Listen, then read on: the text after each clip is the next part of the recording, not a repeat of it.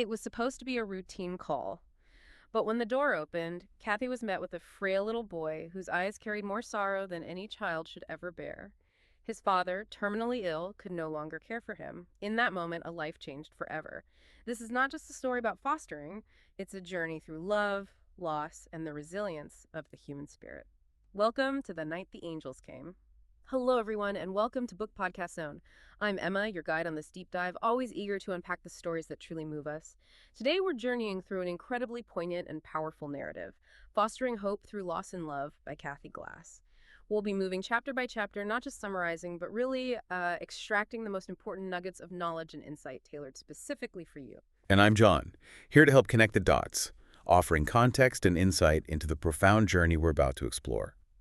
Our goal is to really understand the deeper implications of love, loss, resilience, and, the evolving landscape of foster care and family support in today's world. We'll draw directly from Cathy's experiences and place them squarely within their contemporary context, showing how these timeless human experiences continue to resonate and inform practices right now in 2025. I'm ready when you are. Let's dive in. It's a cruel world. Okay, so right off the bat, chapter 1, It's a Cruel World. Cathy Glass just pulls us straight into this collision, doesn't she? Ordinary life versus, well, profound tragedy. Absolutely. She's a seasoned foster care, right? This isn't new to her. Yeah. But this call, it's different. Yeah, the call about a young boy, Michael, who's about to lose his dad, his only parent left, it's just raw. It really is. And it forces this immediate confrontation with, the sheer unfairness of life. You feel her hesitation, don't you? Totally. Standing there, knowing the depth of sorrow behind that door and thinking, can I do this? Can I open my home, my heart to this much pain? It's a huge ask. And that internal conflict is key, I think. It's not just about this specific case. It's that pull between compassion, which is obviously huge for her, and self-preservation, knowing the emotional toll. Yeah, the burnout risk. Exactly. That emotional labor we talk about. Yeah. And that's where things have really shifted. By 2025, fostering systems are much more proactive now. How so? Well, it's not just acknowledging the stress anymore. It's about actively integrating support. Think comprehensive mental health provisions, actual respite care for foster parents. Okay. You see it in states like California, New York. Yep. Their DCFS, Department of Children and Family Services, they partner with big organizations like, say, Casey Family Programs. Right. And the focus now includes support for the carers, not just the kids. Therapy, peer support groups, real options for taking a break. Because you can't pour from an empty cup, right? Certainly not. It's a huge shift from how things maybe used to be. A critical one. So that brings up the bigger picture then. How do we as individuals, as communities, respond to these kinds of stark needs in a way that's sustainable? It's not always about grand gestures, is it? No, often it's about knowing the resources. Right, like understanding what's actually available in your community. You mentioned DCFS, but there are often nonprofits they work with, like CISA, Court-Appointed Special Advocates. SASA is a great example. They provide independent advocates for kids in the system. And there are groups like Foster and Adoptive Family Services, too, offering direct support. Plus, local crisis hotlines, online resources like the Child Welfare Information Gateway. There's a lot out there, but you have to know where to look. Exactly. So it makes you, the listener, think. What's your capacity? Where's your threshold for stepping in? And what support would you need? It's always this balancing act, isn't it? Helping others while also protecting your own well-being. Thinking about that balance really sets the stage for the next chapter. And if this is already sparking questions for you, remember to like, subscribe, and share for more updates. Okay, let's move on. Proud of my children. So after that initial heavy feeling, chapter 2 kind of shifts gears a bit. Cathy gives us these really tender moments with her own family. Yeah, the park scene. It's lovely. It really is. You see her kids just being kids, Simple joys, childhood innocence. But even then... There's that shadow, isn't there? The unspoken weight of the call she just took. Exactly. It's such a powerful contrast. Happiness feels so fragile against that backdrop of impending grief. It really highlights that fragility. But the key moment for me in this chapter, the real turning point, is when one of her own kids shows this incredible empathy. Yes, drawing on their own experiences with loss. It's amazing how perceptive kids can be. It really is. And that moment, that display of mature empathy from her child, seems to solidify things for Cathy. It moves her past her initial doubts about taking Michael on. It's like it confirms her decision in a quiet way. And this isn't just, a nice family story. It speaks volumes about the ripple effects of grief, how it can shape siblings, how it can foster this unexpected emotional maturity. And it connects so directly to how we think about parenting now, doesn't it, in 2025? Absolutely. Yeah. Modern parenting trends really encourage these open talks about emotions. We've moved away from the idea of shielding kids from everything Or difficult. trying to equip them instead. Precisely. Think about programs in schools now. Things like zones of regulation. You see that a lot in elementary schools across the U.S., helping kids identify feelings using colors. Right. Red zone, green zone. Exactly. Or Second Step, which is a big social-emotional learning curriculum. These aren't just happening by chance. Schools in places like Texas, California, many others, are actively teaching emotional literacy, Building resilience from a young age. helping them process tough feelings like loss, just like Cathy's kids seem to be doing naturally here. It's really beautiful watching Cathy witness that empathy in her kids.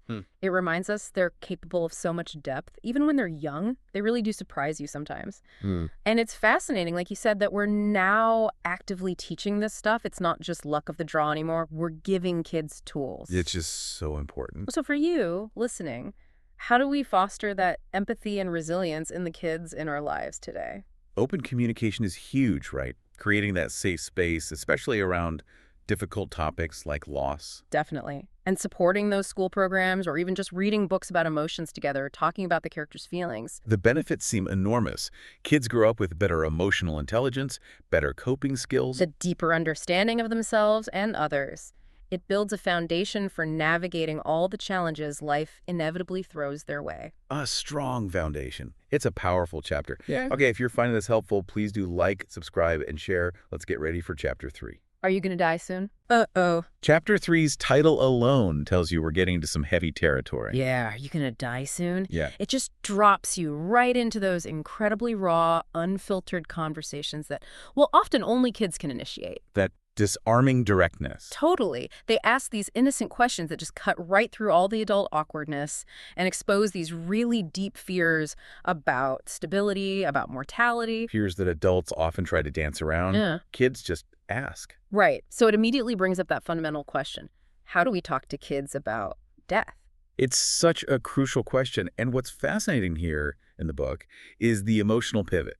It's not just about offering simple reassurance like, don't worry. It goes deeper. Right. It leads to this philosophical pondering about life, death, the future. And surprisingly, that honesty seems to actually strengthen the family bonds. Instead of creating more fear. Exactly. The idea of honest talks isn't about terrifying kids. It's about empowering them. And that aligns perfectly with contemporary child psychology in 2025. There's a strong emphasis now on having these conversations, age-appropriately, of course. It's seen as crucial for building emotional strength and coping mechanisms. It's a shift, isn't it? Away from shielding them from harsh realities. Towards equipping them with the tools to process those realities. You see amazing resources for this now. Organizations like the Dougie Center for Grieving Children and Families, they have locations across the U.S. I've heard of them. They provide fantastic guidance for families on how to have these sensitive conversations, emphasizing honesty, answering questions directly, validating feelings. It's considered vital for long-term well-being and resilience. It makes so much sense. Shielding them doesn't make the reality go away. It just leaves them to figure it out alone, often with more confusion or anxiety. Precisely. So it really makes you think, listening now, how would you approach these topics with children in your life? That need for stability and reassurance is paramount, especially when things feel uncertain. And the importance of honest, age-appropriate talk about mortality. It really can't be overstated.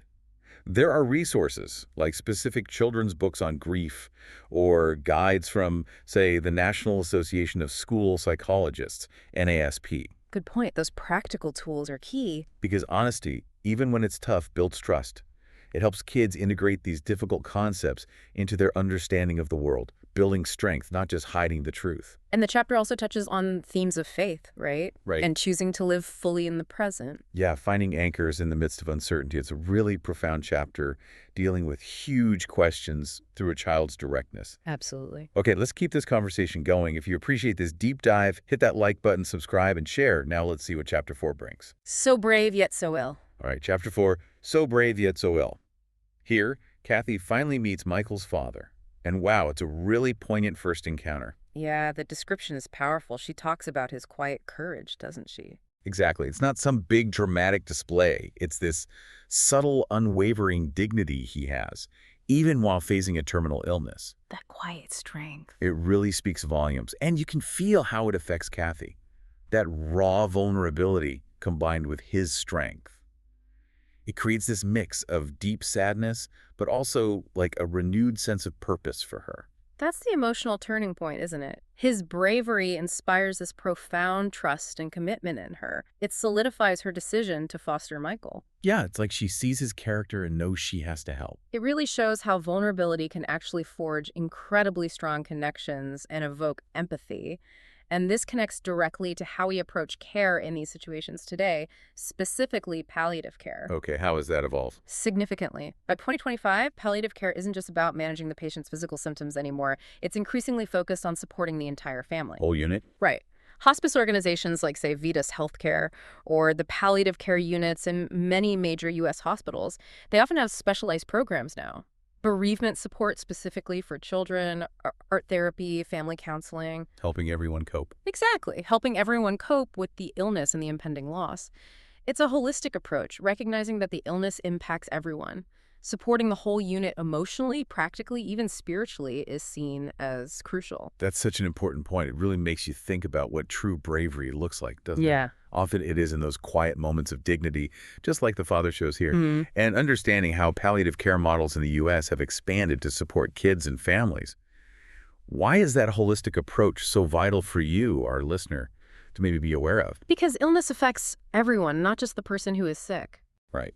And programs offered by groups like the National Hospice and Palliative Care Organization, NHPCO, provide things like grief counseling for kids, activities to help make lasting memories, even peer support groups where kids can connect with others going through similar things. It creates that immediate bond Cathy feels based on respect and empathy. Yeah. And it acknowledges that for many, faith can also be a huge source of strength during these challenges, providing guidance day to day. This comprehensive support helps kids process what's happening and stay connected. It's about supporting the whole person and the whole family through an incredibly difficult time. Absolutely. Powerful stuff. Okay, let's keep moving. Remember to like, subscribe, and share if you're finding value in this. On to Chapter 5. Treasure. So Chapter 5, Treasure. This chapter brings us into these really cherished moments, these interactions and visits that Cathy describes. Yeah, they feel very precious. They really do. And they drive home how fragile time can feel, don't they? Especially in situations like this. It underscores the immense value of just simple connection, everyday moments. It's easy to get lost in the big picture, the tragedy, but this chapter zooms in on the small things. The treasures. Well, Which brings up a really important question, especially in fostering. How do you create stability and emotional continuity for a child when their world is in such upheaval? that's the central challenge, isn't it? And the emotional shift here is when that initial anxiety Cathy feels starts to give way to shared laughter, simple connection. It affirms the importance of those small, often overlooked treasures. Finding joy in the little things. Exactly. And this connects directly to modern fostering guidelines. By 2025, there's a huge emphasis on prioritizing connections and routines for children. Minimizing disruption. Right. Organizations like the American Academy of Pediatrics, they work with foster care agencies, and they really push for child-centered practices. What does that look like in practice? It means things like trying to keep the child in their original school, facilitating contact with biological family members if it's safe, encouraging participation in activities they're used to. Maintaining normalcy as much as possible. Yes. Many state foster care systems, you see this in places like Oregon or Massachusetts, have specific programs aimed at keeping siblings together or ensuring kids can stay in their school district. Because those seemingly small things, consistent routines, familiar faces, small comforts, they're actually monumental for a child's sense of security and emotional well-being. That focus on continuity makes so much sense. It provides an anchor when everything else feels like it's floating away. Precisely. It really makes you think, how do you find and cherish the small treasures in your own life, especially during tough times? It's often those simple, joyful interactions that help counteract anxiety and grief. And for kids going through big transitions, establishing hope through consistency and small comforts is just key. Like keeping bedtime stories regular, making their favorite meal, having that one special toy that always goes with them. Those routines provide predictability. Right. which equals safety for a child whose world feels unpredictable. It's why this is now such a central idea in modern fostering. You see programs like Foster Love. They often provide comfort kits or essential items to kids entering care, reinforcing that sense of normalcy and the possibility of finding hope. It's about building that secure base, one small treasure at a time. Beautifully said. Okay. Another chapter down. If you're enjoying this exploration, please support us with a like, subscribe, or share. Let's move into Chapter 6. Lonely and afraid. Chapter 6, Lonely and Afraid. The title itself signals a shift back towards the heavier emotional landscape. Yeah, definitely. Cathy delves into these really intimate conversations here, trying to bridge past pains, and you just feel the weight of it, that profound isolation that often comes with grief. It's a stark reminder, isn't it? How loss can make you feel incredibly alone, even if you're surrounded by people who care. Absolutely.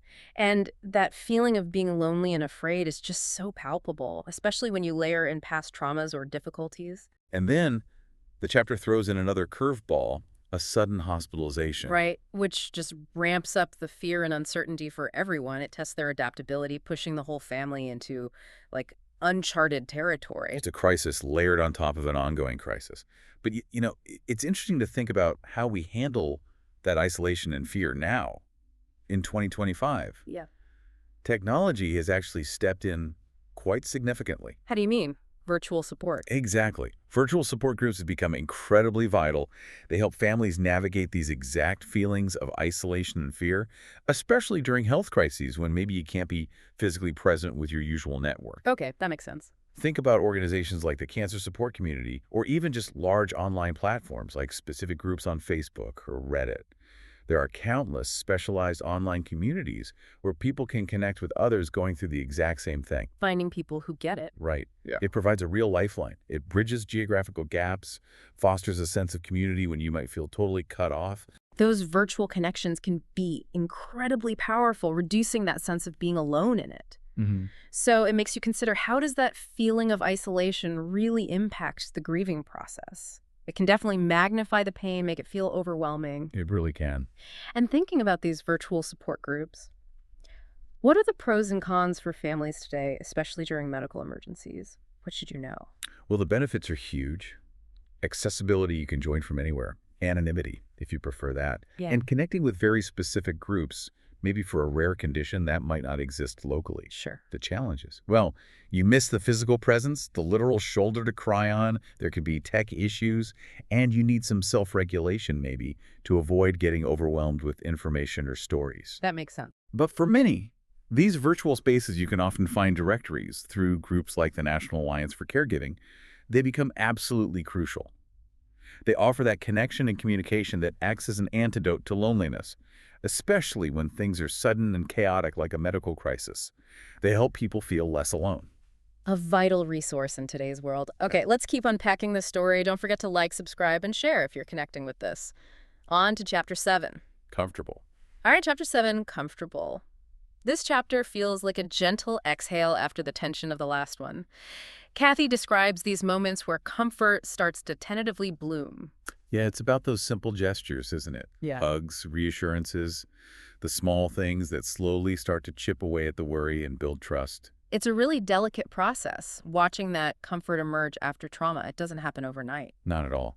And it brings up a really critical question for anyone in a caregiving role, especially foster parents. Right. How do you foster attachment, that closeness, while also maintaining the necessary boundaries for a child's safety and well-being? That's a tough balance. It really is.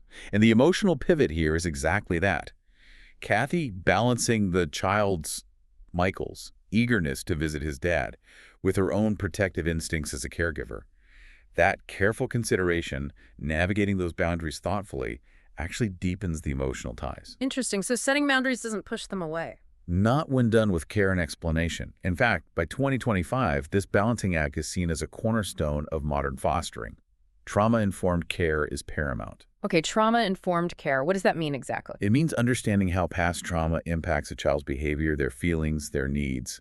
Organizations like the National Child Traumatic Stress Network, the NCTSN, provide extensive training on this for foster parents across the U.S. So it's about understanding the why behind the behavior. Exactly. Understanding that a child's eagerness, or maybe resistance, might mask deeper needs or vulnerabilities stemming from their past.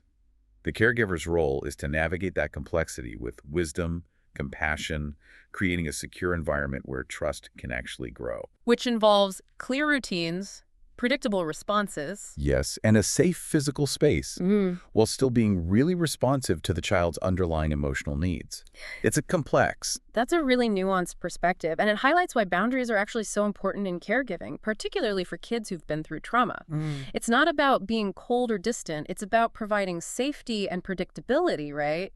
Which can be incredibly stabilizing when their world has felt chaotic or unsafe. Absolutely. Boundaries are safety for many kids. And these trauma-informed approaches, which you said are widely adopted now in states like Washington, Massachusetts, they guide caregivers in fostering healthy emotional development.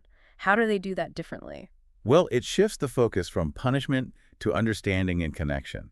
So instead of maybe traditional timeouts, which can feel like rejection, a trauma-informed approach might use time-ins. Okay, what's a time in? It's about staying with the child during difficult emotions, helping them co-regulate, talking things through, reinforcing connection rather than isolation. It's about understanding that behaviors are often communicating an unmet need or a past hurt. Responding with empathy instead of just reacting to the behavior. Precisely, all while ensuring safety and stability.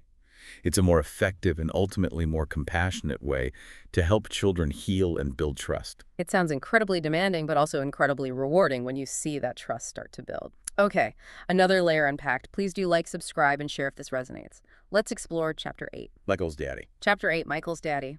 Here we really see that child's yearning for normalcy again, that simple desire for routine. Yeah, just wanting things to be predictable, ordinary. But it's set against this constant backdrop of health updates about his father. Good news, bad news, uncertainty. It stirs up such a confusing mix of hope and dread for him. It's a cruel tension, isn't it? Watching a child grapple with that level of uncertainty about the most important person in their life. Heartbreaking. But then there's this powerful emotional turning point in the chapter. The phone call. Yes. The father calls, exhausted, but expresses gratitude.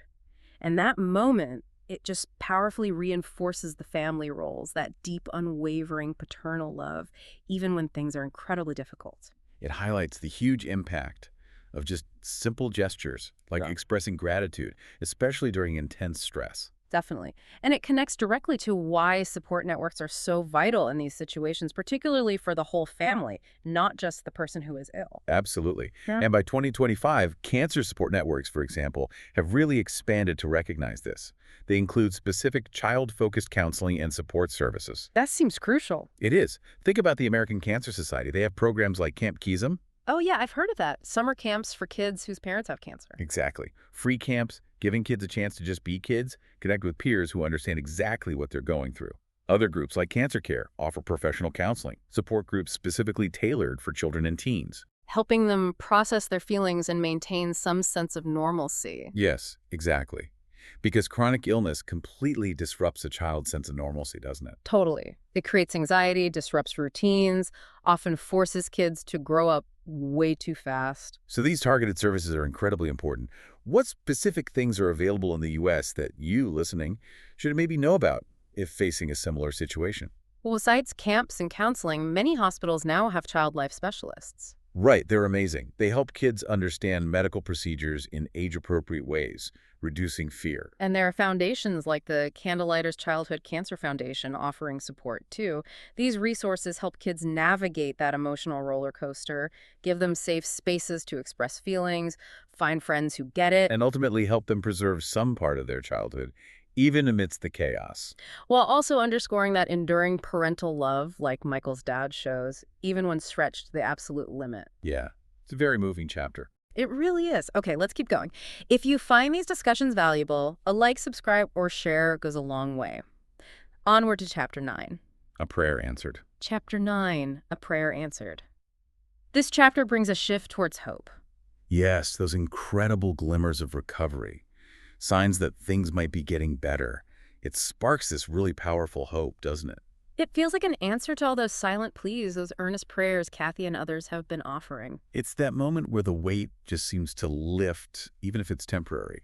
That intense emotional relief. And that psychological shift from constant anxiety to profound relief, it's often deeply intertwined with faith and spirituality for people, as it is for Cathy here. Yeah, the chapter shows how it strengthens her faith, gives her a sense of, like, divine intervention. Which raises an interesting question. How do we effectively integrate spiritual well-being into overall health and healing? It's something healthcare is increasingly recognizing. You mean beyond just physical treatment? Exactly. By 2025, there's a much broader understanding that healing isn't just physical, it's mental, emotional, and spiritual. Integrative health practices are trying to acknowledge and incorporate this dimension. How are they doing that? Well, many major U.S. hospital systems, places like Johns Hopkins Medicine or the Cleveland Clinic, they have robust chaplaincy services, spiritual care programs. They might offer mindfulness-based stress reduction, MBSR, programs which often include contemplative practices. So recognizing the comforting power of prayer or spirituality during deep uncertainty. Right, whether it's through formal spiritual counseling provided by the hospital or just acknowledging and encouraging a patient's personal practices like prayer or meditation. That really highlights how much hope influences recovery and well-being. It can be such a powerful, sustaining force. Undeniably. So thinking about these integrative practices in the U.S., Mhm. what are some examples that acknowledge spirituality, and how do they contribute to a more holistic approach to healing that you might encounter? Well, beyond the hospital chaplaincy, you have things like mind-body medicine programs. Institutions like Harvard Medical School have centers focused on this, and you find similar programs in community wellness centers too. What do they involve? They often blend meditation, guided imagery, yoga, spiritual reflection, things like that, alongside conventional medical treatments. Connecting mind, body, and spirit. Exactly. Showing how belief, hope, a sense of connection to something larger can profoundly impact a patient's emotional state and potentially even their physical outcome. It's about experiencing that relief and gratitude when positive signs appear and recognizing the deep comfort that spiritual resilience can provide for many people. Finding strength in multiple dimensions of well-being. It's a hopeful chapter. Okay, let's carry that forward. Please like, subscribe, and share if you're finding this meaningful. Let's explore Chapter 10. A child again. All right, Chapter 10, A Child Again. I love this chapter title. Me too. It signals exactly what happens. Yeah, Cathy describes these playful escapes, these activities that just help restore some youthful joy. It's like watching that shadow of illness lift, at least for a little while, allowing Michael to simply be a kid. Those moments are so incredibly vital, aren't they? Especially for a child dealing with so much heavy stuff. Play is fundamental. Absolutely. And the emotional turning point here is when these shared activities, these moments of normalcy, become the catalyst. They allow Michael to actively reclaim his childhood, pushing back against the immense burden he's carrying. It's the power of play in action. And it's not just, a nice sentiment. It's actually a recognized therapeutic approach. Right. You mentioned recreational therapies earlier. Exactly. By 2025, they're widely used in programs designed to help grieving or traumatized children. The American Therapeutic Recreation Association, ATRA, advocates for this. So how does it work? Well, child life specialists in hospitals use play to help kids understand and cope with procedures. Grief support centers, run by hospices or nonprofits, use creative arts, games, outdoor activities. Helping kids process emotions without necessarily having to talk directly about them. Precisely. It helps them express feelings, build coping skills, connect with peers, and importantly, find moments of joy. It proves just how essential play is as a coping mechanism. It makes perfect sense. So why is play considered so therapeutic for kids experiencing grief or trauma? What's the psychology behind it? It provides a safe outlet for expression. Kids can act out fears, work through confusing emotions, regain a sense of control in a world that feels very out of control. Play is their natural language. Their way of processing. Yes. So what kinds of recreational therapies might you see available in the U.S. today? Well, it could be structured play therapy with a trained therapist, or art therapy, music therapy, using creativity as an outlet, drama therapy, even animal-assisted therapy is becoming more common. Right, using animals to build connection and reduce stress. And there are programs like Comfort Zone Camp, which is a national bereavement camp for kids. They use all sorts of recreational activities to help kids connect and process grief together. It's all about reclaiming that joy and innocence, even amidst really tough circumstances. And it highlights the crucial role of caregivers, like Cathy, in intentionally facilitating those moments of childhood, making space for play. Absolutely vital. Such an important chapter. Okay, hope you're enjoying this journey with us. A quick reminder to like, subscribe, and share. Let's move on to Chapter 11. Friends and neighbors. Chapter 11, Friends and Neighbors. This chapter really highlights the power of community. Oh, definitely. Cathy illustrates how these community circles, sometimes unexpectedly, provide absolutely vital support. They significantly ease the burden on her and her family. It's that concept of it takes a village, isn't it?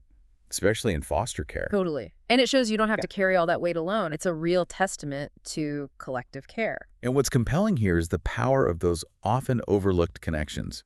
Friends, neighbors, they can be such a critical support system. The everyday people around you. Right. Which brings up a big question.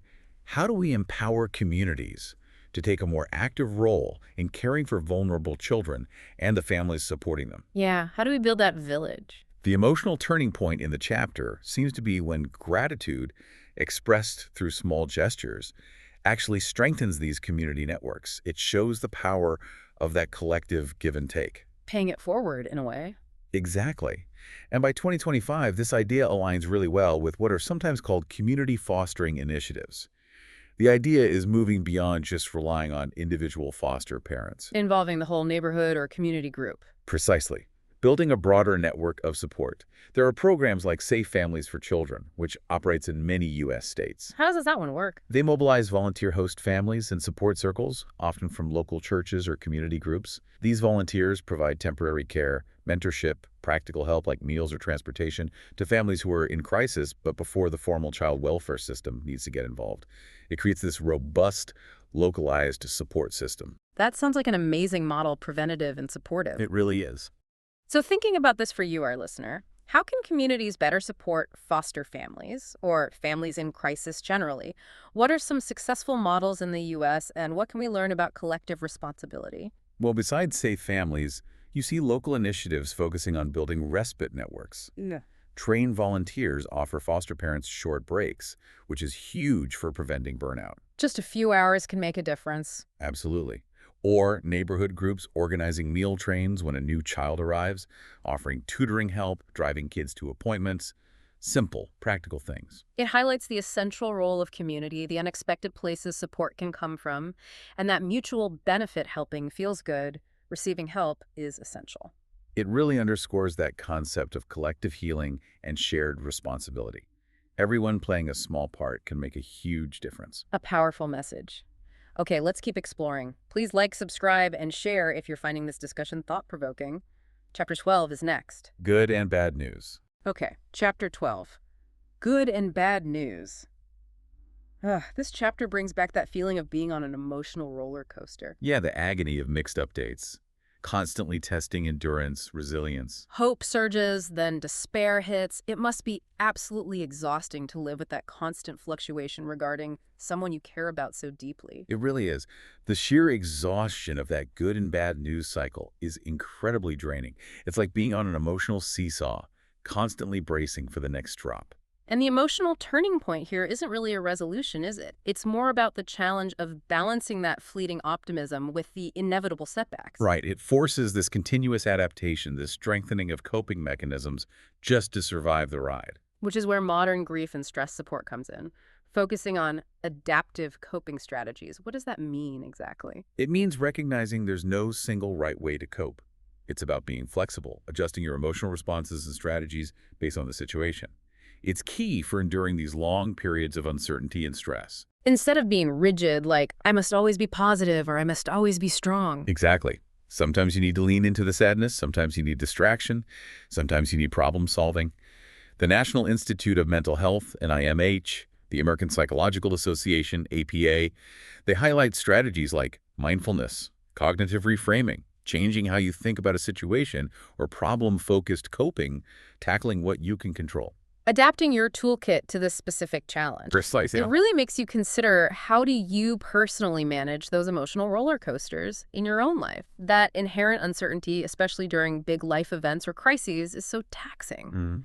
What are some practical adaptive coping strategies that modern support offers, and how could you apply them? Well, things like practicing progressive muscle relaxation to deal with physical tension, journaling to process the swirl of thoughts and feelings, seeking professional support. A therapist specializing in grief, trauma, or chronic stress can teach specific techniques. Right, getting guidance. Many community mental health centers or private practices in the U.S. offer these services. It's about consciously building that emotional endurance and resilience, Mhm. recognizing the huge mental and emotional toll, and actively finding ways to manage the constant ups and downs rather than just being tossed around by them. Taking an active role in navigating the storm. Okay, that's a really practical takeaway. Let's keep this deep dive going. Remember to like, subscribe, and share. Chapter 13 awaits. An evening out. Chapter 13, An Evening Out. This feels like a moment of respite again. Yeah, a brief pause. Cathy describes this evening out that temporarily refreshes spirits, a chance to step away, even for a short time. But even in that break, there's a subtle hint of underlying tension, isn't there? Unresolved issues humming beneath the surface. Definitely. It's a reminder that sometimes a break is just that temporary relief. It doesn't make the core problems disappear. Which brings up that crucial question again. How do we prioritize self-care when the demands feel completely overwhelming? It feels impossible sometimes. Right. But even this brief evening out becomes significant.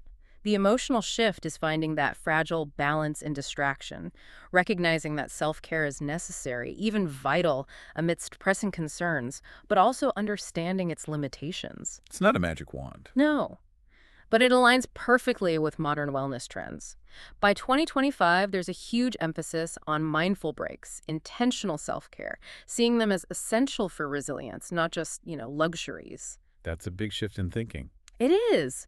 Think about organizations like the American Institute of Stress or popular apps like Calm or Headspace.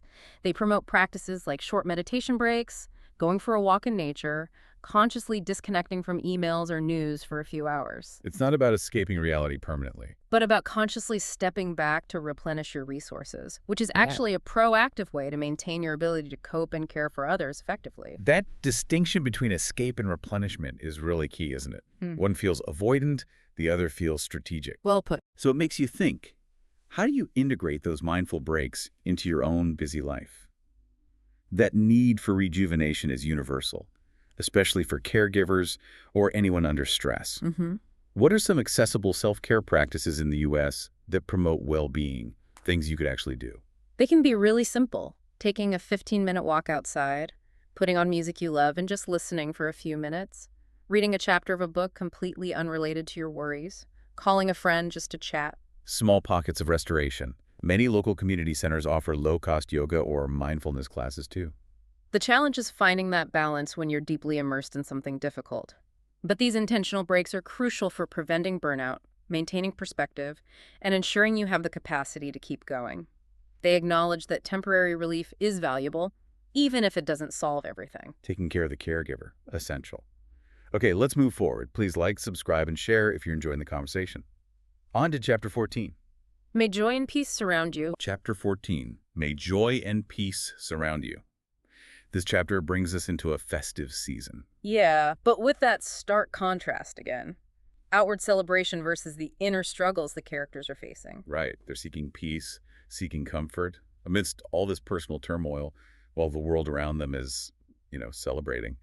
It really highlights that gap between external appearances and internal reality. That irony can be particularly sharp during holidays, can't it? Trying to find peace when your heart is heavy. Definitely. But the emotional turning point here seems to be the embrace of that seasonal warmth, the comfort of tradition. It offers a moment of real solace. It highlights that enduring human need for connection, for ritual, for shared experiences, especially during hard times. And it's remarkable, like you said before, how these ongoing traditions, even now in 2025, still hold so much power. Yeah. They bring comfort, a sense of belonging, even when the world feels chaotic. It's not just the specific celebration, is it? It's the continuity, the shared experience that grounds us when life feels unstable. Absolutely. Think about major U.S. holiday traditions: Thanksgiving meals, Christmas carols, Hanukkah menorah lighting. These rituals are deeply ingrained. And you see efforts to share that comfort, too. Many charities like Toys for Tots or local food banks run holiday drives specifically to help families in crisis experience some of that festive warmth. It underscores a collective effort to spread joy and peace, even knowing that many are struggling internally. So it makes you think, how do holiday traditions provide comfort and that sense of continuity in your own life? We all face that contrast sometimes between outward festivities and inner challenges. Traditions offer an anchor. They really do. And how can we consciously create moments of joy and peace for people we know are struggling during these festive times? It doesn't have to be huge. Inviting someone who might be alone to a gathering, volunteering an hour at a shelter, sending a thoughtful card, just saying you're thinking of them. Small acts of connection. The chapter really explores that concept of finding joy, even fleeting joy, in adversity. These shared traditions can provide real grounding and emotional response. A moment of light in the darkness. Exactly. Okay, another poignant chapter. Let's keep going. Please remember to like, subscribe, and share. Let's see what Chapter 15 holds. Boyfriend. Chapter 15, Boyfriend. Okay, this introduces a new dynamic. Yeah, evolving relationships, stirring things up. It brings this blend of hope for the future, maybe a different kind of future, but also the complexities that come with change, especially when it's happening amidst ongoing grief. Life keeps moving, doesn't it? Even when you're dealing with loss, new connections, new possibilities emerge. It takes real courage, though, doesn't it, to open your heart to new relationships when you're still processing grief? Immense courage. And it raises that question, how do you navigate new attachments while still honoring the past, honoring the person you lost, or the situation you're still dealing with? It's a delicate balance. It really is. And the emotional turning point here is exactly that navigation. Grappling with new relationships while still carrying the weight of recent loss. It highlights that moving forward is a continuous process, not a single event. And this speaks so directly to family dynamics today, particularly with the rise of blended families. Absolutely. By 2025, blended families are incredibly common. The Pew Research Center estimates almost half of U.S. adults have step relationships, step parents, step siblings, etc. Wow, almost half. Yeah. So navigating these dynamics is a reality for millions. The key is recognizing that new relationships don't erase the previous bonds or experiences.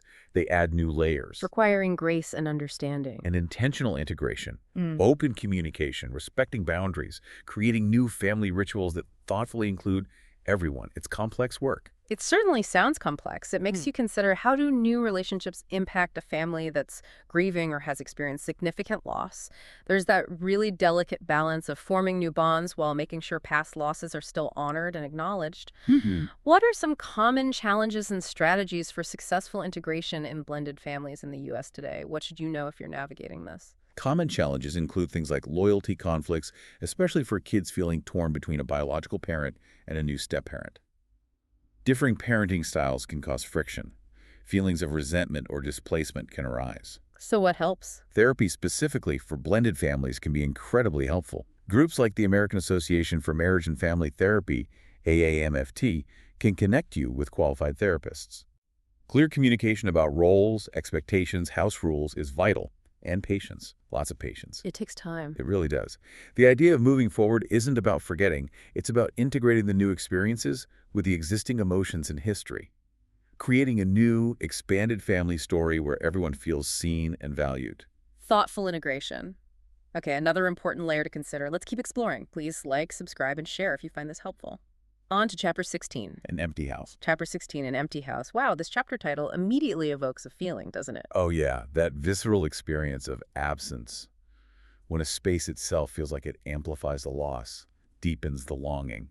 It's not just a physical emptiness. It becomes this powerful metaphor for the emotional void left by loss. An empty chair, a silent room. Those environmental cues can be incredibly potent during grief, constantly triggering memories and pain. Definitely.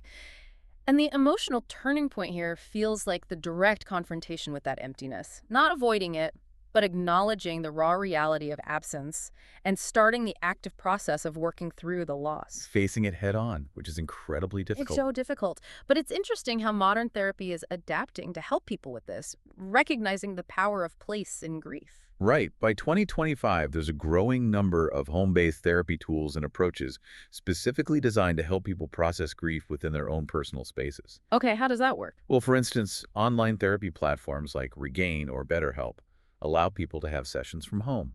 This means they can process grief in the environment where those feelings might be most intense, most triggered, which can actually be very therapeutic, though challenging. Doing the work right where the pain lives, in a way. Exactly. And therapists might also guide clients through specific grief rituals to do at home, creating a memory box, maybe lighting a candle at a certain time, designating a small space for remembrance. It helps actively engage with the loss rather than trying to push it away. That's a really innovative and probably very intense approach. It makes you think about how much physical spaces do impact our emotional well-being during grief. Immensely.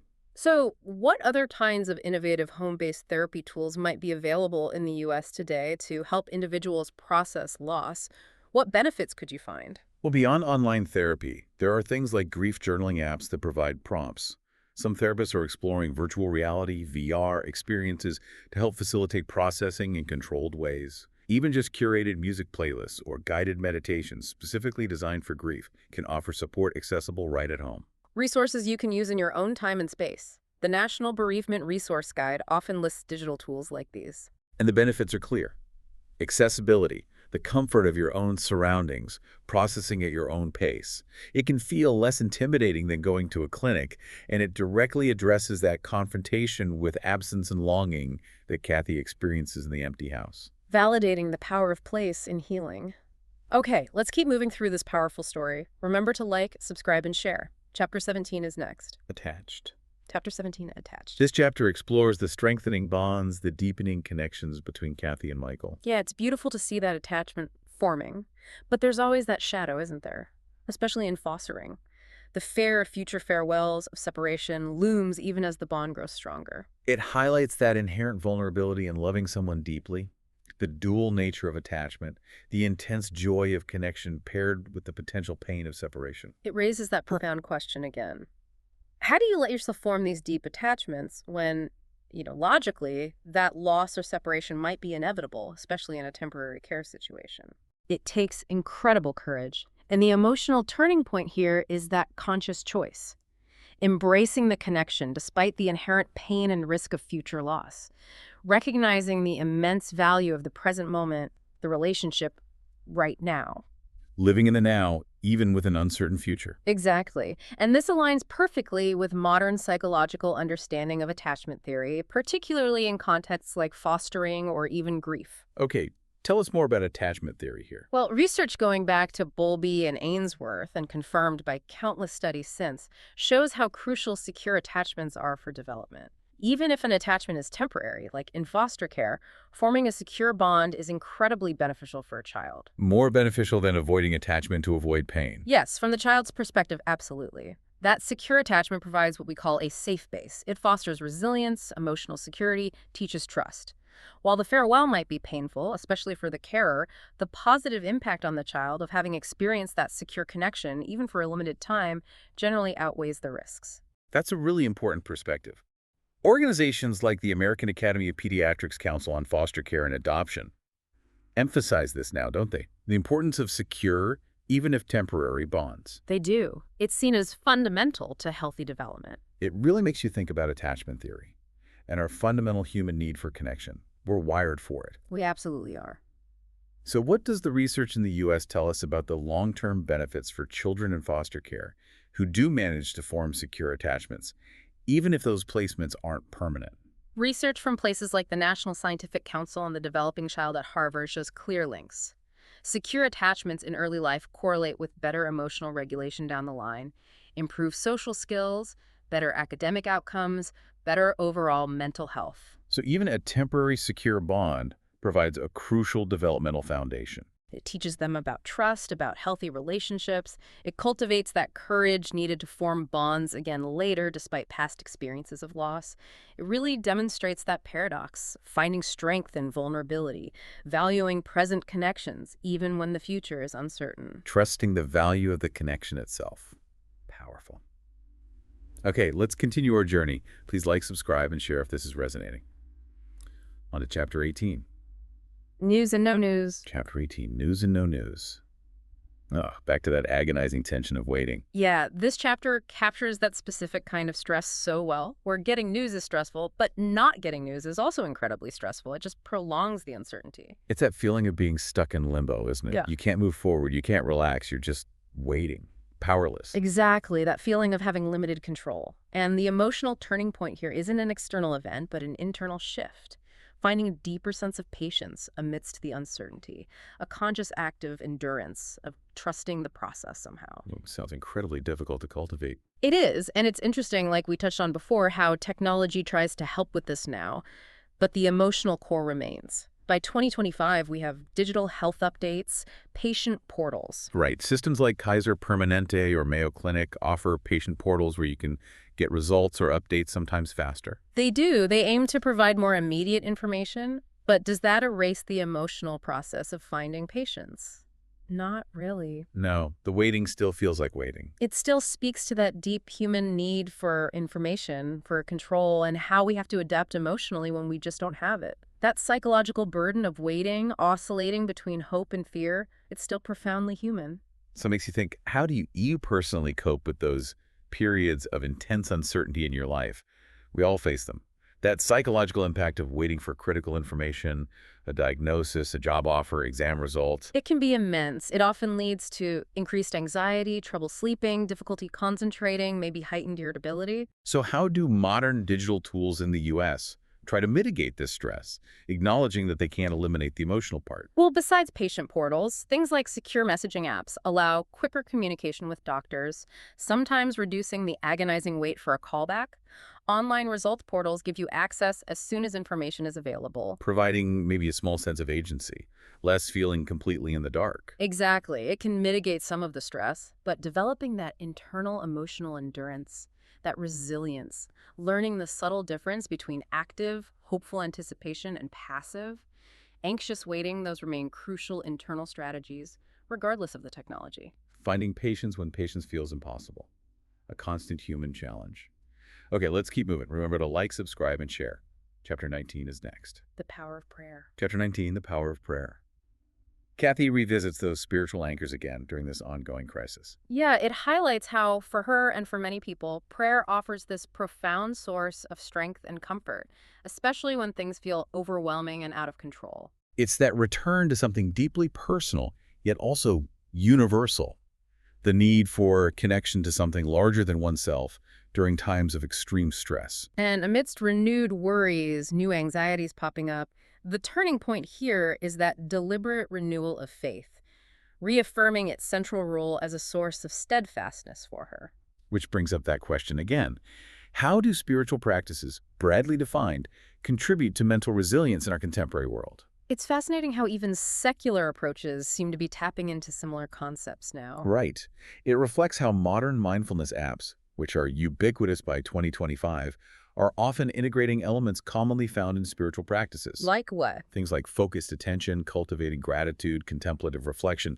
They're providing mental and emotional support by drawing on these ancient techniques, showing a broader recognition of their value for well-being. So apps like, say, Hallow, which is explicitly faith-based, but also more secular ones like 10% Happier or Calm.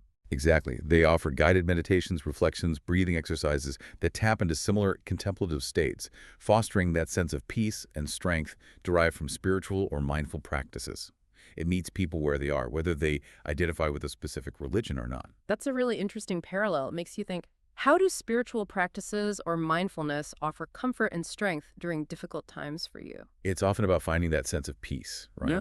A way to surrender the need for control, find solace in a higher power, or maybe just in a sense of universal interconnectedness or present moment awareness. That personal and collective experience of faith or focused mindfulness can be incredibly grounding.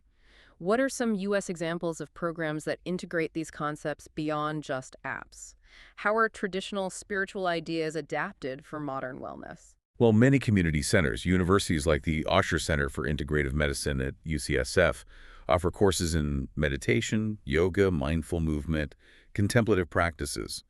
They often draw from various spiritual traditions, Buddhist, Christian contemplative practices, etc., but present them in a secular, accessible format. Making the benefits available to a broader audience. Yes, these approaches acknowledge the role of spirituality, prayer, or mindfulness as a powerful coping mechanism during extreme stress, helping individuals find calm, meaning, and resilience. Finding that inner anchor. Okay, another deep theme explored. Let's continue. Please like, subscribe, and share if you're connecting with this. On to Chapter 20. Hospital. Chapter 20, Hospital. Just the word itself carries weight, doesn't it? Oh, absolutely. It often evokes very specific, often anxiety-filled images and feelings. And this chapter brings us into those raw, intense hospital scenes. It forces this immediate reckoning with the severity of the situation. No hiding from it now. It's where you confront the harsh realities head on. The vulnerability of patients, the stress on families, the weight of difficult decisions made under pressure. It's an overwhelming environment. And the emotional turning point here is that direct confrontation with the illness, navigating the stark realities of the medical setting, and the intense emotional demands it places on everyone involved. It's a pressure cooker. But, while that emotional impact is undeniable, healthcare environments themselves are evolving. Advanced care facilities in 2025 are increasingly focused on more than just the clinical treatment. How so? They're trying to create more comforting, more family-centric environments, recognizing that emotional comfort and support are just as vital as the medical care, especially during critical illness. Trying to mitigate some of that raw intensity Cathy described. Okay, give me some examples. Think about leading children's hospitals, like St. Jude Children's Research Hospital or Boston Children's. They often incorporate dedicated family zones within patient rooms, comfortable lounges, playrooms, even gardens or pet therapy programs. Making it feel less sterile, less intimidating. Exactly.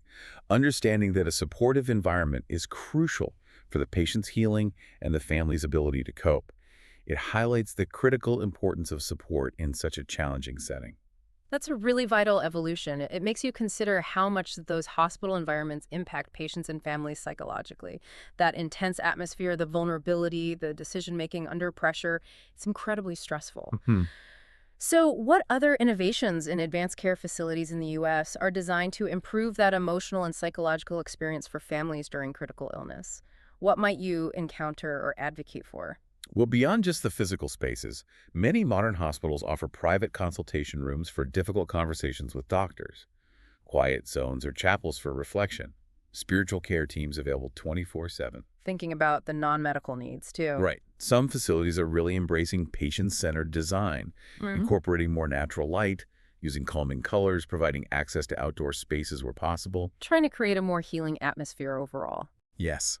These innovations aim to reduce anxiety, give families a greater sense of control or comfort, and foster an environment where they feel supported holistically, clinically, emotionally, and psychologically. A much-needed focus. Okay, let's keep exploring this narrative. Don't forget to like, subscribe, and share. Chapter 21 is up next. Support. Chapter 21, support. This chapter really brings those care networks into focus. Yeah, the emergence of these robust systems of support. It powerfully affirms that idea of shared burdens, of collective responsibility. You see people really showing up for Cathy and for Michael and his dad. It's a testament to the fact that nobody should have to navigate a crisis like this completely alone. That fundamental human need for connection and support really shines through. And the emotional turning point feels like that moment of actively leaning on others, acknowledging maybe that it's impossible to do it all alone, and truly embracing the community's assistance. Which raises the question, how do we build and strengthen these vital support networks in our own lives and communities? It's not always easy. No, definitely not. But this active leaning on others for strength that Cathy experiences, it reflects how support systems themselves have evolved by 2025. Especially support groups. They aren't just, informal coffee chats anymore, though those are valuable too. Right. They're often quite specialized now. Peer-led groups. Groups focus on specific illnesses or caregiving situations. They're highly effective at connecting people with shared experiences, creating that powerful sense of community, and reducing that crushing isolation. Can you give some examples? Sure. In the U.S., you have organizations like the National Alliance for Caregiving, NAC, or the Well Spouse Association, offering specialized support for family caregivers. GriefShare provides faith-based grief support groups in thousands of locations. The key is finding people who truly understand what you're going through. That validation is huge. But it makes you wonder, why is it often so difficult for people to actually ask for help, even when these resources exist? And how can you, listening, overcome that barrier if you need support? It's often pride, isn't it? Or fear of being a burden. Or sometimes just not knowing where to turn, feeling overwhelmed. So how do you overcome it? It requires vulnerability. Recognizing that asking for and accepting help is actually a sign of strength, not weakness. It's acknowledging your limits and allowing others in. And what are the benefits of plugging into these various types of support groups for families facing challenges? How have they evolved? The benefits are immense. Emotional validation, knowing you're not crazy for feeling the way you do. Practical advice from people who've been there. Reduced isolation. A safe space to vent or cry or just be understood. And they've evolved to meet modern needs. Definitely. Online formats make them more accessible. Specialized groups cater to very specific needs like caregivers for Alzheimer's patients or parents of kids with rare diseases. Some have professional facilitators to guide the conversation. They really emphasize the importance of asking for and accepting help and showcase the dynamic nature of community care. Finding your tribe, even in the toughest times. Okay, let's keep this exploration going. Please like, subscribe, and share. Chapter 22 is next. Improving. Okay, Chapter 22, Improving. Finally, a chapter title that feels unequivocally positive. Yes. Those hopeful signs that spark optimism, indicating a potential turn for the better in the father's health. It's like that first ray of sunshine after a long, dark storm, isn't it? It brings this cautious but definite sense of relief, a truly transformative moment. The immense relief that comes with just hearing that word improving, you feel the weight lift. And that marks the emotional turning point, that shift from despair or constant anxiety towards renewed energy, a cautious but determined hope fueled by tangible improvements. It's not just abstract hope, it's based on something real changing. Right. And this isn't just about personal hope in one story. It really reflects the broader context of medical progress, doesn't it? Well, by 2025, the constant advancements in healthcare offer possibilities for recovery and improved outcomes that just weren't there even a few decades ago. This gives more families these precious moments of cautious optimism. Can you give some examples of those advancements? Sure. Think about cancer treatment breakthroughs like immunotherapy, targeted therapies that attack specific cancer cells, advancements in minimally invasive surgical techniques. These mean many conditions that were once considered death sentences now have much better prognosis. Offering real hope where there might have been none before. Exactly. Institutions like the National Institutes of Health, the NIH, are constantly funding research that pushes these boundaries, impacting countless lives. It reinforces our understanding of the incredible resilience of the human body and the human spirit in the face of illness. It's amazing how those scientific advances directly impact the emotional landscape for patients and caregivers. It shifts everything. Yeah, it shifts the focus from just survival to maybe thinking about recovery, about the future again. It reignites purpose. So thinking about medical progress in the U.S., what recent advancements have really changed the game, offering more families that hope of recovery? What should you know about? Well, beyond cancer, cardiology has seen huge strides with minimally invasive heart procedures. Neurology is making progress in treating stroke and even exploring new avenues for conditions like Alzheimer's, though that's still very challenging. What about infectious diseases or genetic conditions? Development of new antiviral medications has been huge, and gene therapies are starting to offer hope for some previously untreatable genetic diseases. These developments underscore the huge psychological impact of positive medical updates. They fuel that fragile yet powerful nature of recovery. Turning cautious optimism into something more solid. Hopefully, it's that emotional shift away from constant anxiety driven by real medical progress. A truly hopeful chapter. Okay, let's continue. Please do like, subscribe, and share our deep dive. Let's see what Chapter 23 brings. Hopefully the improvement continues. Worry mode. Chapter 23, Worry Mode. Spoke too soon, perhaps. Maybe. This chapter pulls us right back into those cycles of doubt. Setbacks happen, or new anxieties crop up, reigniting worry and illustrating just how persistent it can be. It's that feeling of taking one step forward, two steps back sometimes. Even after hopeful news, worry can easily creep back in, demanding attention, stealing peace. It's relentless. But the emotional turning point here, despite the setbacks, seems to be a recommitment to positivity.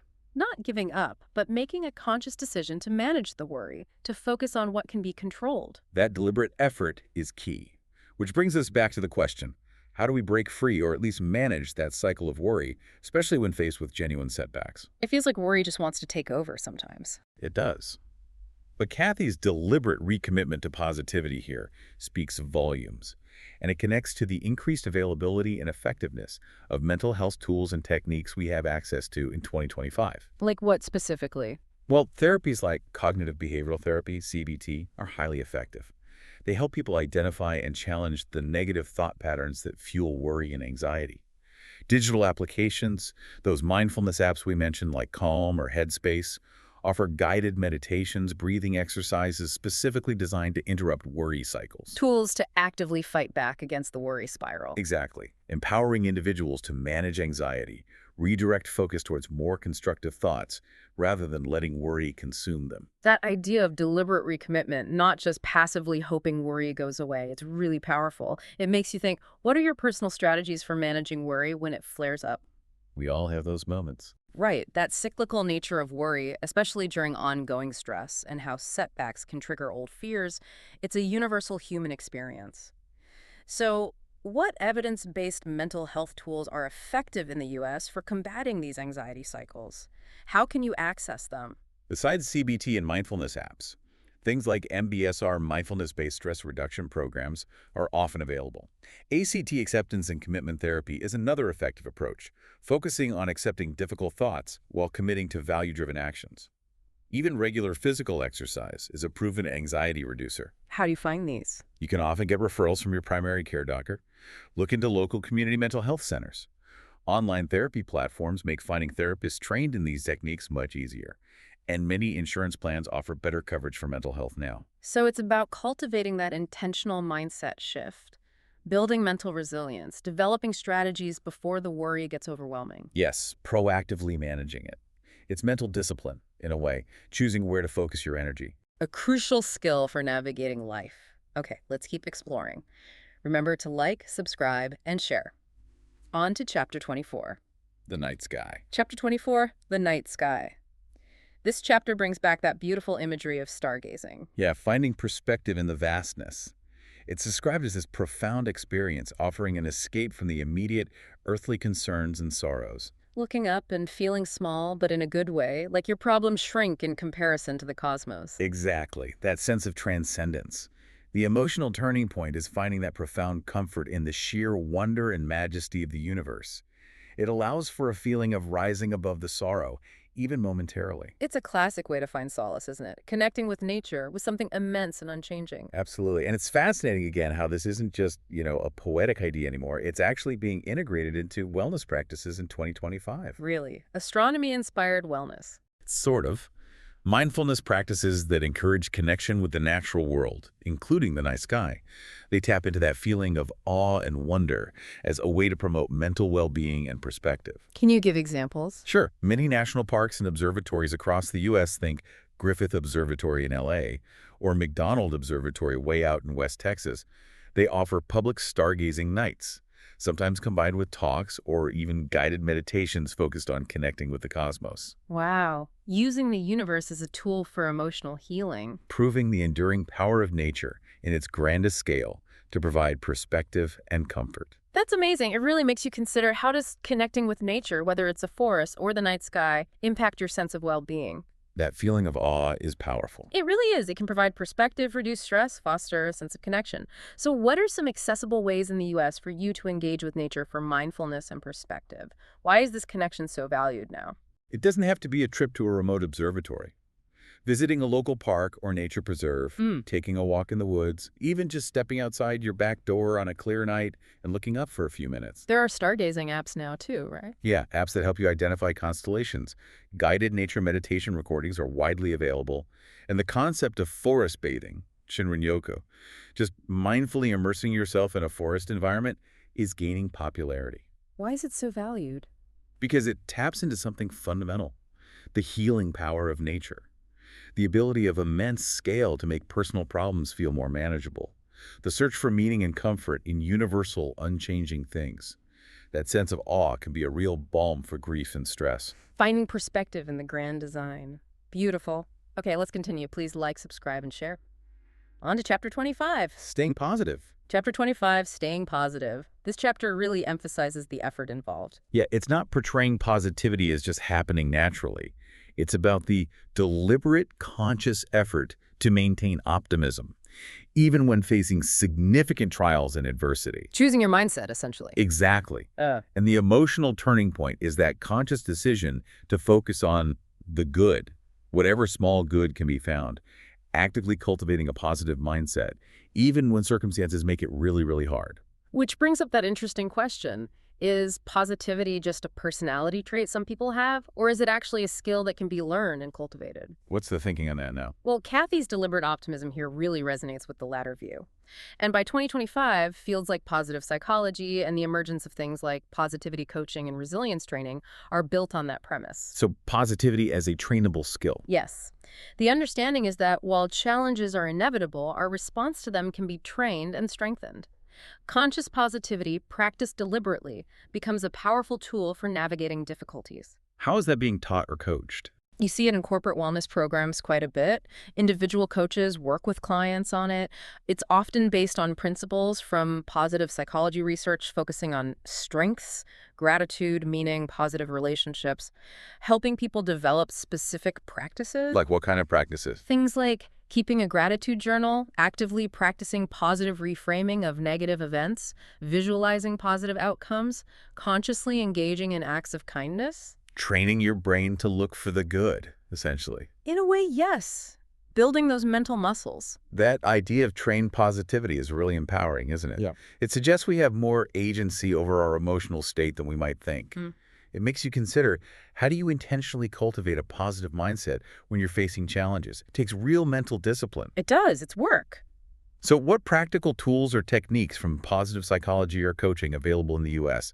could help you build resilience and maintain optimism? Well, the gratitude practice is a big one. Just writing down 3 good things each day. Learning to identify and challenge negative self-talk.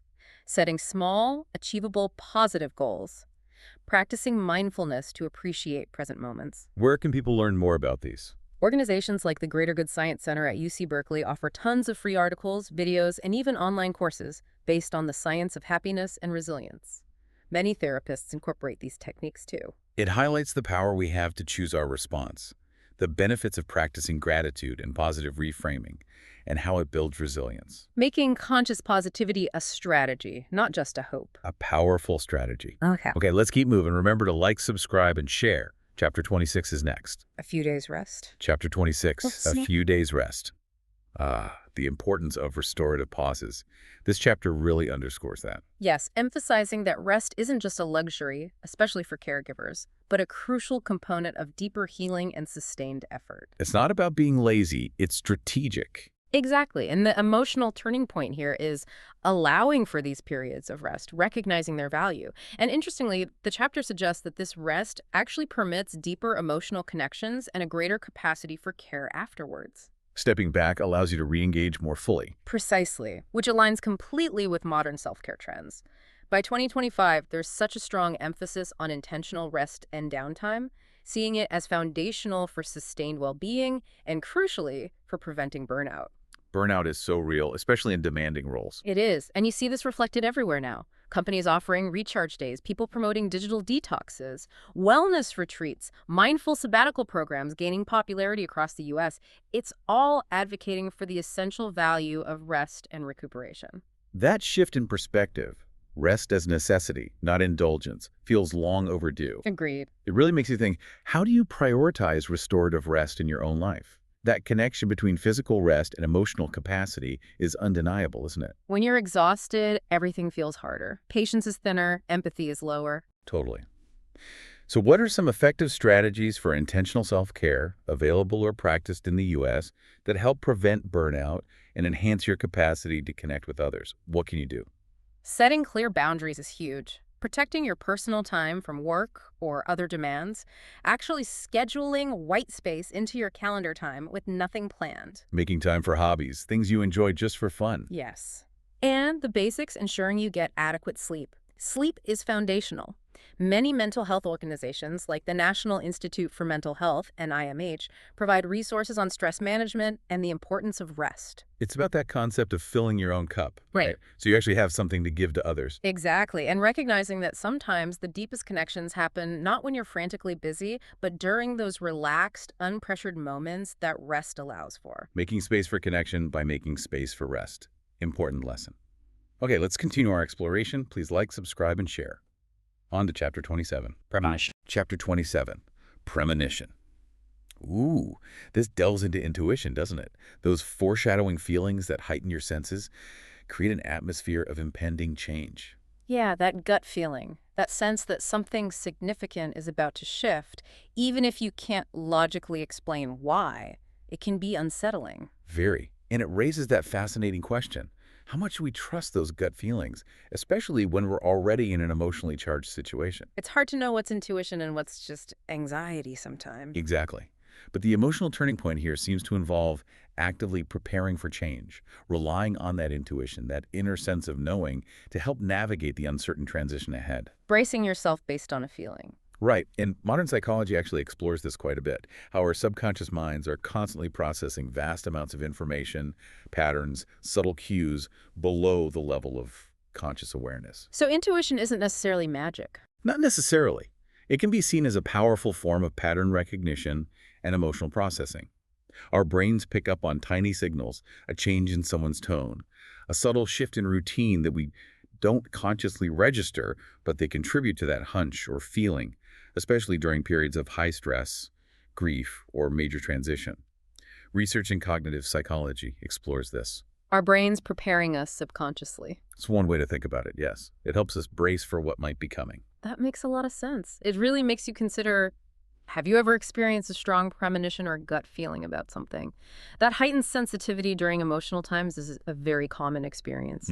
So how can you cultivate a greater awareness of your own intuition, learn to tune into it more effectively, and how do these psychological insights help us understand these complex inner feelings during times of change? Practices like mindfulness meditation can be really helpful. Quieting the mental chatter allows those subtler signals to emerge. Reflective journaling, writing about your feelings and intuitions without judgment. Paying attention to your body's signals, too. Sometimes we feel intuition physically. Absolutely. Many self-help resources and workshops focus on developing emotional intelligence, which includes recognizing and trusting intuitive signals. Psychology helps us validate these feelings, not dismissing them as irrational, but seeing them as potentially valuable data from our internal processing system. Understanding the interplay between rational thought and that deeper intuitive knowing. Exactly. Using both to navigate uncertainty. Fascinating stuff. Okay, let's keep going. Please like, subscribe, and share this deep dive. Chapter 28 is next. Time with Dad. Chapter 28, Time with Dad. This chapter focuses on those incredibly precious final moments, cherishing the bonds, emphasizing the profound importance of these last interactions. Yeah, these are the moments that create lasting legacies, aren't they? The memories families hold on to forever. Absolutely. It's about the intentional act of being present, savoring the time remaining, consciously creating memories despite the sadness. That enduring power of family bonds, especially between a parent and child, really comes through here. Finding peace in shared love, even as you're preparing to say goodbye. And it's interesting how society, by 2025, is putting more focus on supporting this very thing through end-of-life planning and memory-making initiatives. You're right, it's shifting away from just the medical and logistical aspects of dying towards facilitating meaningful connections and helping families create those lasting legacies. There's a growing understanding of the profound psychological importance of this time. What kind of initiatives are we talking about? Well, hospice organizations across the U.S., like the Hospice Foundation of America, often provide specific services for legacy building, helping patients write letters, record video messages for loved ones, create memory books or scrapbooks. Tangible ways to capture memories and messages? Exactly. And programs like Make-A-Wish, while focused on children with critical illnesses, are also about creating joyful final experiences and lasting memories for the whole family. It highlights the immense value placed on these final moments. And on leaving a legacy of love. That focus on legacy is so moving. It makes you think, how do you intentionally create and cherish meaningful moments with your loved ones, not just at the end of life, but throughout life? It's about being present, isn't it? It really is. Putting down the phone, listening fully, sharing experiences. And what resources or approaches in modern end-of-life planning in the U.S. help families navigate these final times with grace and that focus on connection? What should you know about? Beyond hospice legacy programs, the role of death doulas, or end-of-life doulas, is becoming more recognized. Okay, what do they do? They provide non-medical support, emotional, spiritual, practical, to patients and families during the dying process, helping with planning, facilitating conversations, creating a peaceful environment. Like a birth doula, but for the end of life. Exactly. Also, family meetings facilitated by hospital social workers, chaplains, or palliative care teams can help ensure open communication, shared understanding, and planning centered around the patient's wishes and meaningful connection. All aimed at consciously savoring the present, finding peace in shared love, and making those final goodbyes as meaningful as possible. Helping families navigate an incredibly difficult time with intention and grace. Truly important work. Okay, let's continue. Remember to like, subscribe, and share. We're nearing the end of the book's journey with Chapter 29. The stars glow brightly. Chapter 29, The Stars Glow Brightly. We return to the night sky. Yeah, back to that celestial comfort. Finding solace again in the vastness and beauty of the cosmos, especially now, amidst deep sorrow and after the intensity of the previous chapters. It echoes that earlier chapter, Chapter 24, but it feels different now, doesn't it? Deeper, perhaps, carrying the weight of everything that's happened. Definitely. There's a sense of acceptance, maybe, alongside the awe. And the emotional turning point feels like embracing a kind of eternal hope, drawing inspiration from the unchanging stars to find light even in the deepest darkness. Which raises that big, universal question. How do we find enduring hope when confronted with immense personal loss? Where does that resilience come from? It's such a fundamental human quest. It really is. And this image of the stars taps into inspirational themes found across cultures throughout history. The idea that even in the darkest times, there are sources of light, meaning beauty, that transcend our immediate suffering. A reminder of resilience. Both individual and collective resilience, yes. Think about great art, music, literature born from periods of suffering. Think about spiritual teachings that emphasize finding light in darkness. It's about that enduring search for meaning and comfort beyond our earthly troubles. Finding solace in things that feel timeless and vast. Exactly.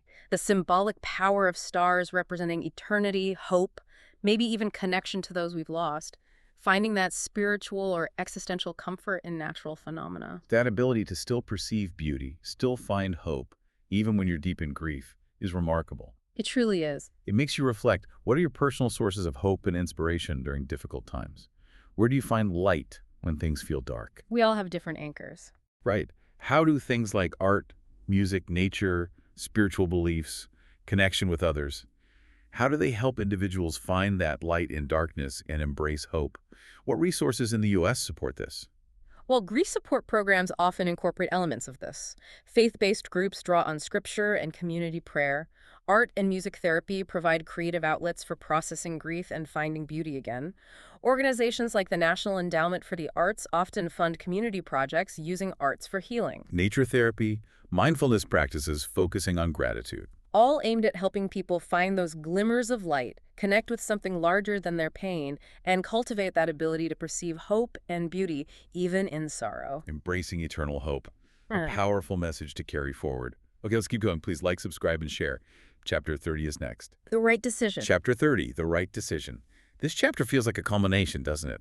Facing future choices after everything that's happened. Yes, choices that really affirm the enduring nature of love and commitment, especially towards Michael. It's the outcome of that whole intense journey, making these significant decisions about the child's future in the aftermath of profound loss. And the guiding principle is clearly love, and what's truly in Michael's best interest for the long term. Right. The emotional turning point is confirming that path towards stability, solidifying the decisions based on providing long-term well-being, security, and permanence for him. And this focus on stability and permanence is absolutely central to fostering and adoption trends in 2025.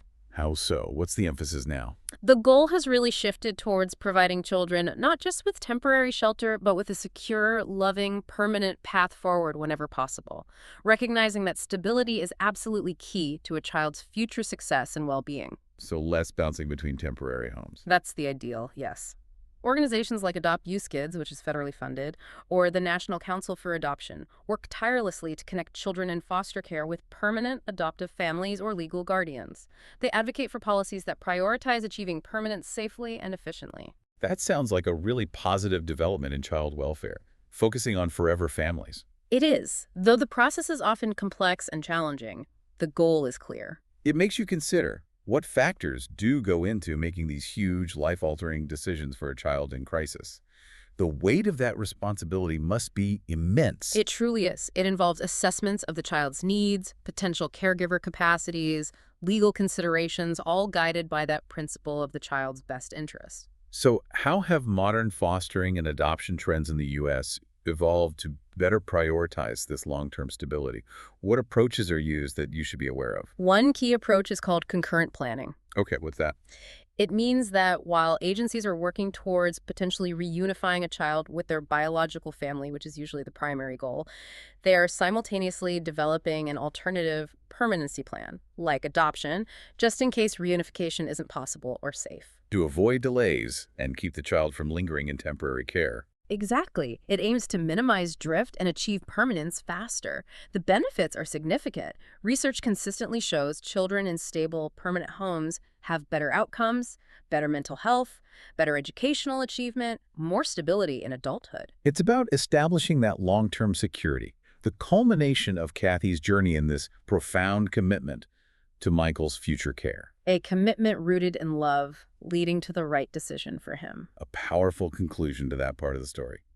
Okay, nearly there. Please like, subscribe, and share. Let's move to Chapter 31. Heaven. Chapter 31, Heaven. This chapter delves into those deeper spiritual contemplations about the afterlife. Yeah, finding a sense of peace, maybe, in the concept of spiritual closure, of transition for Michael's father. It explores the diverse ways people conceptualize what happens after death and how those beliefs can provide comfort and meaning. Which brings up that fundamental question. How do we find peace and closure in the face of death, particularly from a spiritual or philosophical standpoint? It's such a personal journey. But what's compelling here is how the exploration of heaven as a concept brings comfort and acceptance to the characters. The emotional turning point is that acceptance of transition, allowing for a profound sense of peace regarding the deceased and their ongoing journey, however conceived. Finding solace in belief. Exactly. And this speaks to the enduring, and perhaps even growing, role of faith-based grief support and also interfaith approaches in 2025. Providing resources for people seeking spiritual closure. Yes. These resources offer diverse pathways for individuals to find meaning and comfort, recognizing that for many people, grappling with questions about the afterlife is a crucial part of processing loss and moving towards acceptance. What kind of resources are available? Well, many specific religious communities in the U.S., churches, synagogues, mosques, temples, offer bereavement counseling rooted in their particular traditions and beliefs about the afterlife. Interfaith organizations, like the Parliament of the World's Religions, work to foster understanding and find common ground in shared spiritual comfort across different belief systems. Acknowledging the diversity of belief. And respecting it. It really makes you think about how different belief systems in the U.S. approach death and the afterlife. There's such a wide spectrum. And how can these varying perspectives offer comfort during grief? Whether it's the Christian concept of heaven, Jewish ideas about Olam Haba, Buddhist perspectives on rebirth, or more secular humanist views focusing on legacy and memory, each framework can provide solace, meaning, and a way to understand the finality of death within a larger context. Giving people a language and a community to process loss. What resources might be available for faith-based grief support in your community? Checking with local religious institutions is usually the first step. Many have dedicated grief ministries or pastoral care teams who offer counseling and support groups. National programs like Stephen Ministries train lay people within Christian congregations to provide one-on-one care for people experiencing loss or other difficulties. So support is often available through faith communities? Very often. These resources aid that search for spiritual comfort, help people achieve closure through acceptance, and validate the crucial role faith plays for many in navigating grief. Finding peace through belief. Okay, one chapter left. Please like, subscribe, and share as we approach the conclusion of the book. Chapter 32. Leaving Michael. The final chapter, Chapter 32, Leaving Michael. Oh, this one sounds poignant right from the title. It really is. It describes those bittersweet transitions that mark new starts, acknowledging the pain of a farewell, but also the promise of a different, hopefully bright future for Michael. It's that complex mix of sadness and hope again, isn't it? Letting go, but with love. Exactly. And it shows that the love and the bonds created, they endure. They transcend physical separation. That attachment remains even when the living situation changes. Precisely. And the emotional turning point here is looking forward with hope, recognizing that those bonds do endure and that new beginnings are possible, both for Michael and for Cathy. Trusting in the foundation that's been built. Yes. And, this isn't just Cathy's story. It really reflects the broader long-term outcomes we hope for and often see in fostering by 2025. How so? Research from organizations like the Anna E. Casey Foundation, consistently highlights the incredibly positive, lasting impact that stable, loving foster environments can have on children, even as they transition to other permanent homes or adulthood. So the care provided by people like Cathy really does shape their future. Absolutely. It provides a foundation of resilience, a model for healthy attachment, emotional tools that carry them forward. It highlights the incredible resilience of children to adapt, and also the foster carer's difficult but necessary journey of letting go, trusting in the future they helped build. Knowing they made a profound difference, that must be the ultimate reward, despite the sadness of saying goodbye. I imagine so. It really makes you think about how we navigate those bittersweet goodbyes in our own lives. Yeah. Endings that are also beginnings. It's such a complex blend of emotion. Right. And what does the research in the U.S. tell us more specifically about long-term outcomes for kids who experience quality foster care? What are the lasting impacts of those vital connections you should know about? Studies show that kids who experience stable, supportive foster care placements generally fare much better than those who experience multiple disruptions. We see improved educational attainment, better mental health outcomes, greater social stability as they grow up. So that stability and connection are protective factors. Hugely protective. The lasting impacts are profound. Those connections provide a blueprint for healthy relationships later in life. They foster a sense of belonging, self-worth. They equip kids with emotional tools to navigate future challenges. It truly underscores the enduring nature of love and attachment, even after a physical separation. Love leaves a mark, a powerful end to the narrative. Outro. Wow. What a journey through Cathy Glass's fostering hope through loss and love. It's been incredibly powerful, hasn't it? Absolutely. Just hitting on those recurring themes again and again, profound love, searing loss, but also that incredible human resilience. And the essential role of community, the evolving nature of care. We've seen how the book's insights connect so directly to today's understanding of child psychology, trauma-informed care, attachment theory. Yeah, and how fostering practices and community support networks in 2025 are really trying to build on those insights, aiming for more holistic, stable support for vulnerable kids and families. It feels deeply relevant. It really does. For me, it's been a journey full of aha moments. From seeing that quiet courage of Michael's father to the surprising empathy of Cathy's own children, the power of neighbors just showing up. This deep dive truly felt like a shortcut to understanding the immense challenges and rewards of fostering and just the sheer strength of the human spirit. Well said. So, wrapping this up, what does this all mean for you listening right now? Cathy Glass's journey is a powerful reminder, isn't it?